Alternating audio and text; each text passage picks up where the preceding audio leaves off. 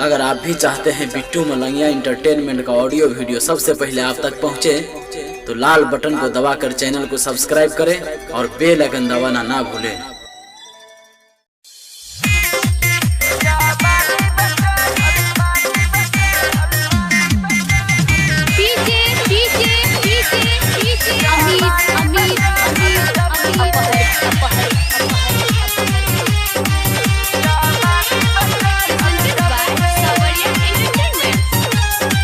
Presented by Bittu Malangiya Entertainment।